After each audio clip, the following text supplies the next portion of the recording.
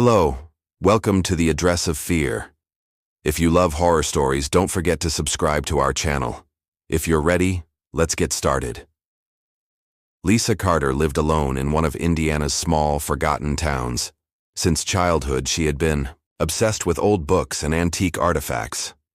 Throughout her life, she had collected books no one cared about and spent her time studying manuscripts written in ancient languages.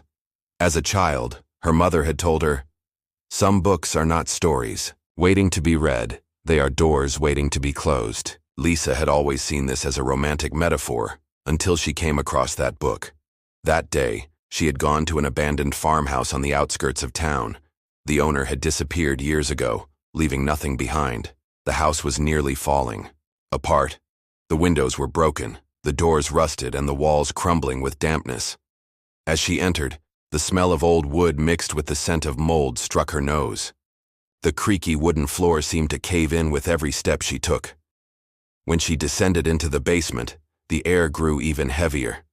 Black mold stains covered the damp walls, and the old shelves were thick with a layer of dust that hadn't been cleaned in years. In the beam of her flashlight, a rotting chest in the corner caught her attention. The rusted metal lock opened with a touch, and the lid creaked as it opened. Inside, there were old newspaper clippings, a pair of children's shoes, and a leather-bound book covered in strange symbols. The motifs on the book's cover seemed familiar. Lisa had seen similar symbols in demonology texts she had read years ago. When she opened the book, she noticed that most of the pages were written in Latin. But this Latin was unusual. The words seemed to move like shadows, and thin black veins ran across the pages. One page in particular caught her attention.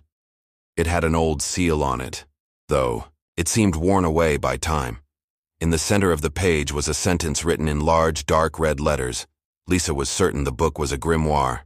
However, such books were often fake, just medieval texts written to scare people.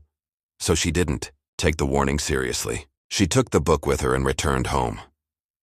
That night, Lisa drank more than usual.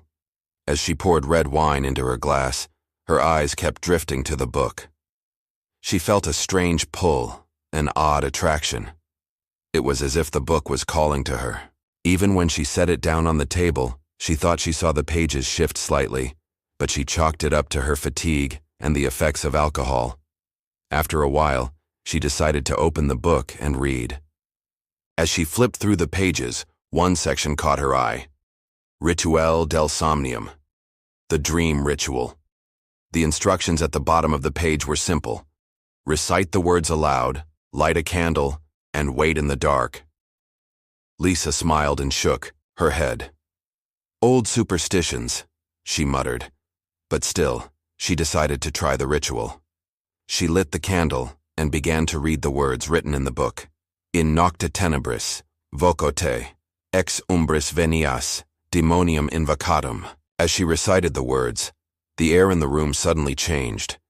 A strange chill ran through her. It felt as though an invisible presence was in the room, breathing down her neck. The flame of the candle flickered and wavered, and the shadows on the walls seemed to move as if dancing.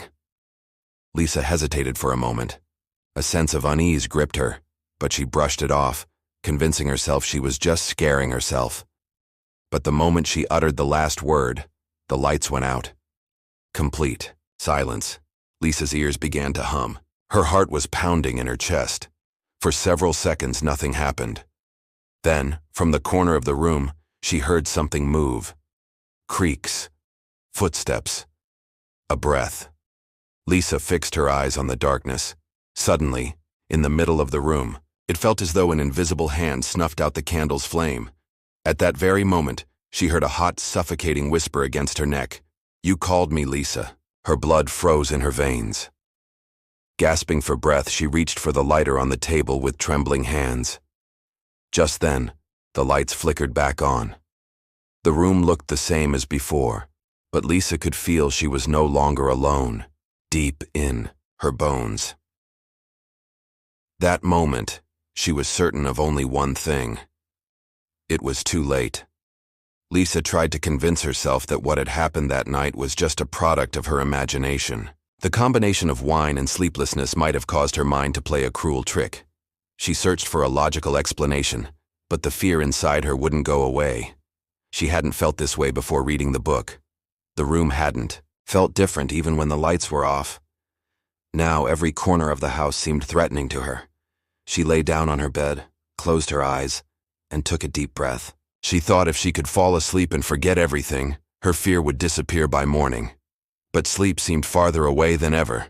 For the first few nights, Lisa began to notice strange things. At first they were small. The lights she turned off before bed were on again in the morning. The kitchen chair seemed to have shifted to a different place during the night. In the bathroom mirror, on the fogged-up surface, she could see faint handprints, as if someone had breathed on. And at first she tried to explain it away. Forgetfulness, exhaustion, maybe hallucinations from lack of sleep. But then, the sounds began during the night.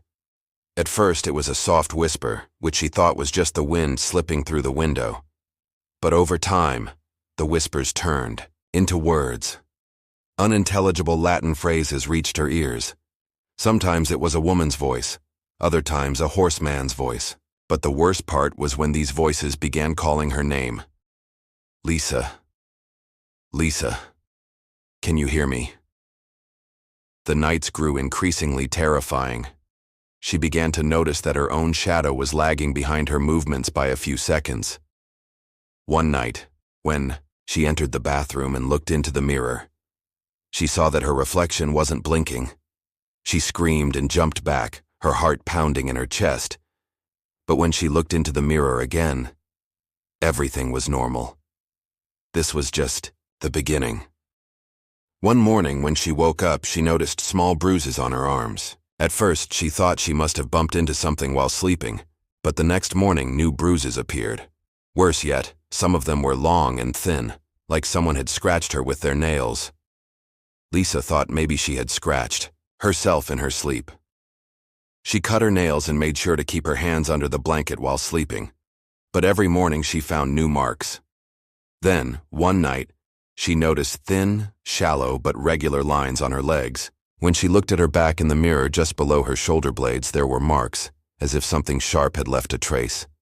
She didn't remember how they got there, but she was certain of one thing: she hadn't done this to herself.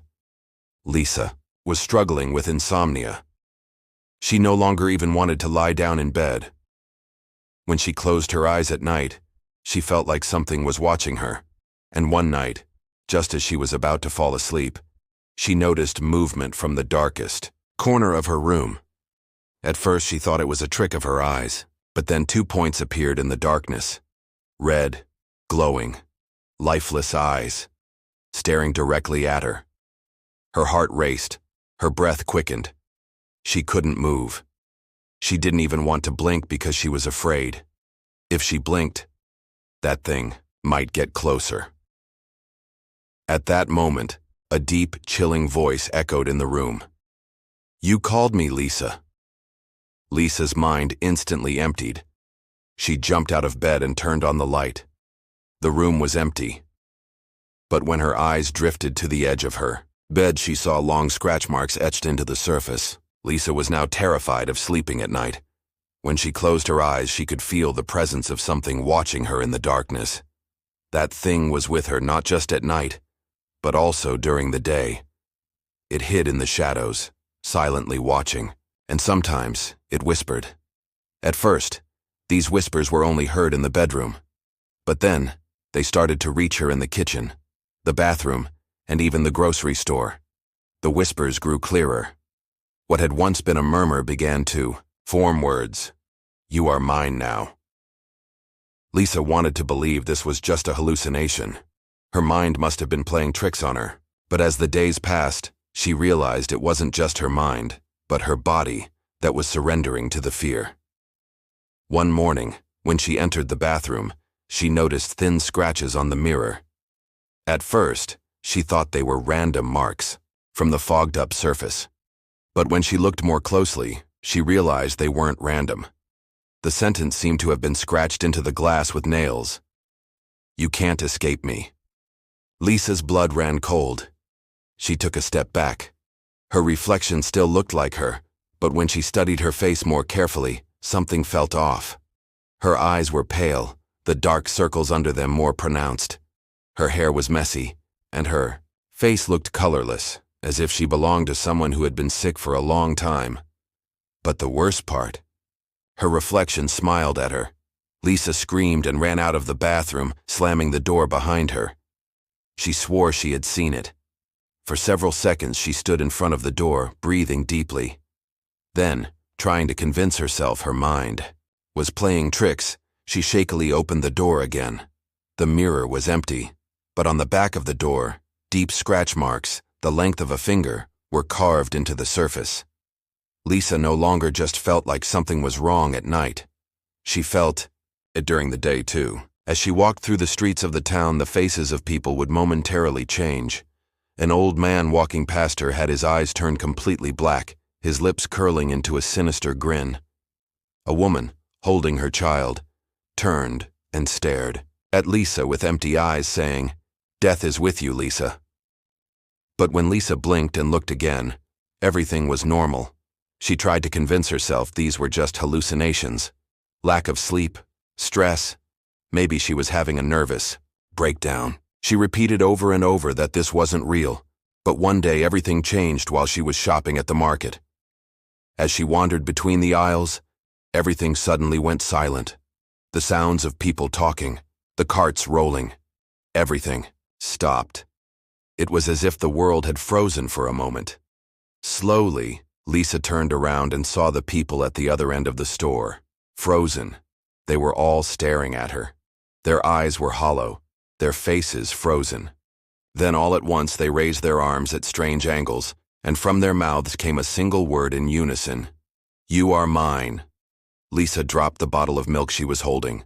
The sound of the glass shattering ripped through the air, and everything went back to normal. People started moving again. Those in line at the cash register continued talking. A child tugged at their mother's hand. But Lisa's breath was shallow. She couldn't make sense of what had just happened.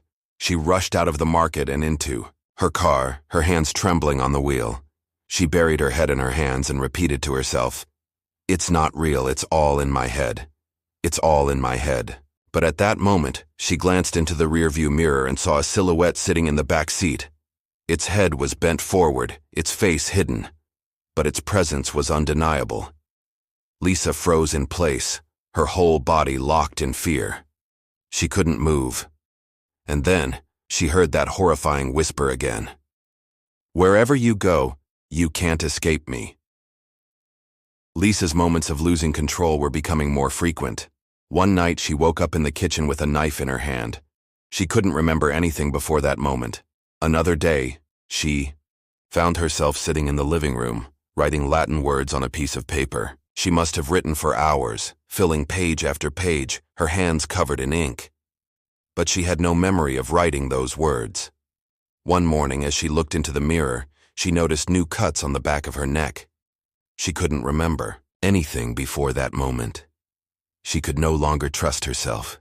And one night, when she woke up, she saw a sentence written in blood on the wall beside her bed. "Accept that you belong to me." Lisa's scream tore through the darkness of the night. But what was even more terrifying than her scream was the laugh that came from deep within the house. This laugh was not human.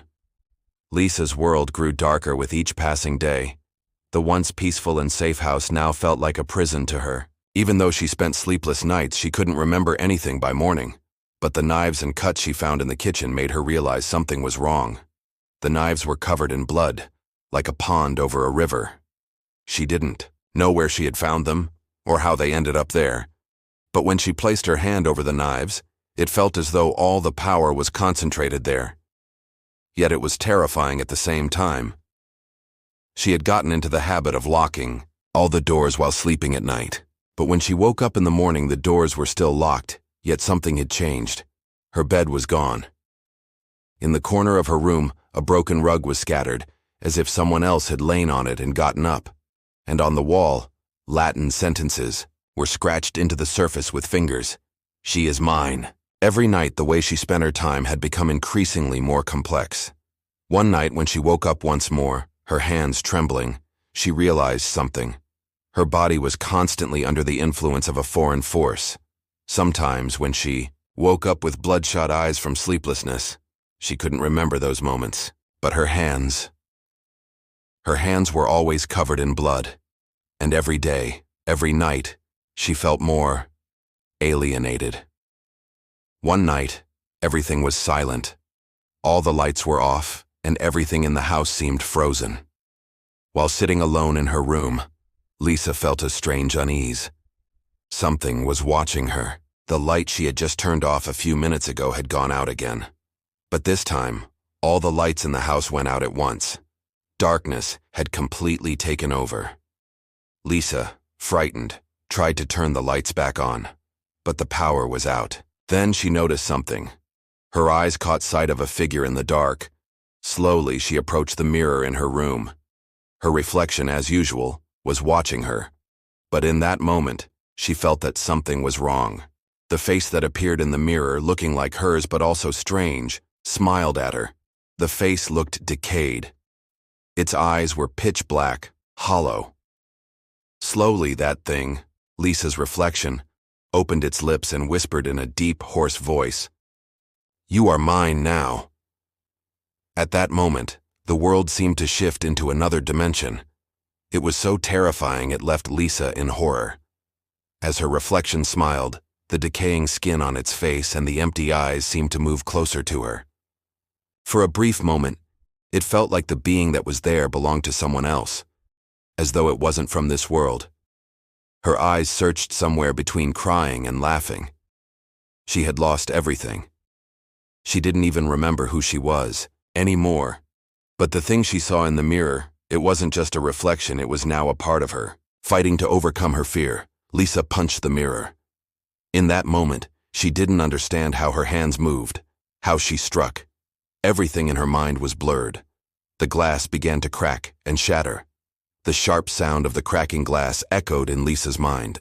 But what truly terrified her was that her fingers were bleeding from the broken glass. While breaking the mirror with her fist, there was something she didn't notice. The warmth of the blood on the floor, the pain in her hand. None of it stopped. Blood trickled from her fingers, but Lisa's eyes remained fixed on the decayed reflection in the mirror. Suddenly, she heard it. A laugh. She quickly turned around, but there was no one there. The laugh echoed through every corner of the house. It wasn't just the sound she heard. She felt it in her heart. That laugh was not human. She realized everything had gone horribly, frighteningly, wrong. As the blood dripped from her fingers, her body filled with a heavy weight. But this wasn't something Lisa was doing of her own will. It felt like a compulsion. Her reflection in the mirror was still smiling. And that smile was not hers. That smile was another proof that Lisa had lost herself completely. In the last few weeks, Lisa had lost track of time. There was no difference or meaning between the previous day and the next. Everything was blurry. Going out of town at midnight had slowly become a habit. She would find herself in front of the town's church. Deep in her consciousness, her hands were carving Latin symbols into the stone walls. She didn't remember what she was doing or why she was doing it. But at that moment, the entity inside her was guiding her. Each time, something deeper seemed to take hold in that gloomy, abandoned atmosphere. Every night when she woke up, it felt like she was drifting further away, becoming less and less aware of herself. Her eyes were bloodshot from sleeplessness, her gaze deep, empty, and pale. She had vanished among everything else, and when she heard the voice, she realized she no longer knew what to do. One morning there was something strange. She woke up suddenly, gasping for air. Placing her hand on her head, she leapt out of bed. However, as she stood up, she felt something was wrong. She trembled as she brought her hands to her eyes. Her fingers were covered in blood. At first, she didn't understand what was happening. Her eyes were blurry from tears, from sleeplessness. But then, she realized the liquid on her hands. Blood. Cold, red blood. Fear instantly engulfed her. Her feet seemed to move on their own, leading her to the kitchen door. When she entered the room, she froze in place at what she saw. A cat, silently lying on the ground, motionless and lifeless. Its pure white fur was stained with blood. In that moment, time seemed to stop like a memory by the river's edge. Something inside Lisa shattered. Something exploded in her head, in her heart, but she couldn't remember how or when. Nothing. There was only emptiness inside. Echoes of an inner catastrophe. The next day, Lisa stood in front of the mirror. She slowly raised her eyes. For the first time, her eyes delved into such a deep void. She no longer knew what she wanted to see, what she was searching for. But there was something. That reflection was not the person she once knew. As she approached, slowly, and examined her face, her eyes grew wide with fear. Her eyes. Those eyes were still hers, but something else was behind them.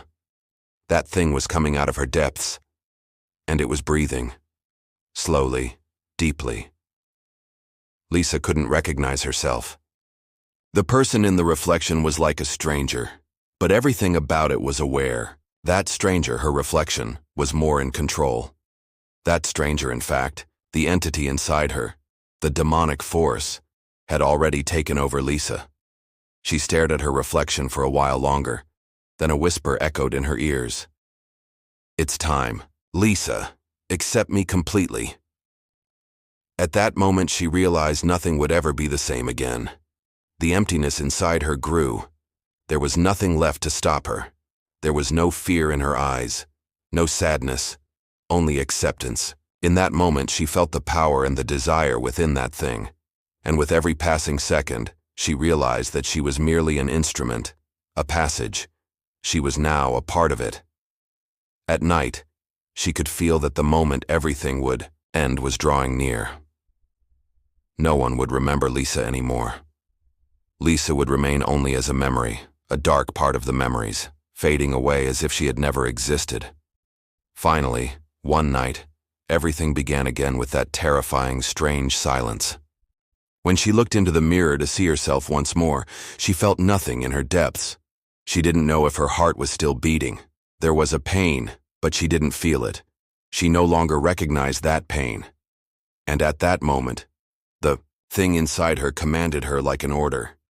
"Come, your time is up." Lisa took a deep breath and closed her eyes, surrendering to the darkness inside her. She accepted her entire body, her soul, her life. She was now only an extension, an instrument, a path. She would fulfill the commands of the demon inside her. Everything was over now. She would be the end of everything, and suddenly, the darkness consumed everything. After Lisa's death, the town continued to stir with the echoes of the horrifying events. In the morning, there was an eerie silence in the hotel room. The townspeople remembered Lisa as someone they had once known, but now, she was too different to be recognized. The once calm and friendly woman was no longer alive. In the hotel bathroom, Lisa's lifeless body was strangely sprawled on the floor. There were no marks on her head, but something was odd about her death. There was only one thing. The surface of the bathroom mirror was fogged, but there was a message etched on it. "I called my demon, and he took me." As the police conducted their investigation in the room, they found no signs of a struggle. The bed was neatly made, and everything in the room was in its place. There were no indications of anything unusual regarding Lisa's death. However, the perfect orderliness of everything created an eerie silence. But one police officer noticed a detail in the room. Lisa's eyes were closed, but her reflection in the mirror was staring back at him. The officer, with eyes darkened, in horror said that even after her death, Lisa's gaze in the mirror never left. He immediately called the other officers, but there was something inexplicable about it. The reflection in the mirror, the fear in her eyes, was a reflection of the things she had seen in her final moments before death. After the incident, people started to avoid getting close to the house where Lisa had lived. Soon, eerie rumors began to spread around the house. It was said that red eyes and dark silhouettes could be seen at night, and whispers could be heard coming from the walls. No one dared to approach the house. Out of fear, people left the town, and no one had the courage to return. A few brave souls gathered their courage one night and tried to enter the house, but they never returned. Their disappearance brought even deeper darkness to the town. Lisa's story turned into a legend among the townspeople. There were those who believed that behind everything that had happened in that house, there had always been a demon. And with each passing day, Lisa's presence continued to feed the town's deepest fears. Once a joyful woman full of life, now turned into a terrifying memory in a house no one dared to step into. It served as a reminder of how deeply the power of darkness and the devil could penetrate.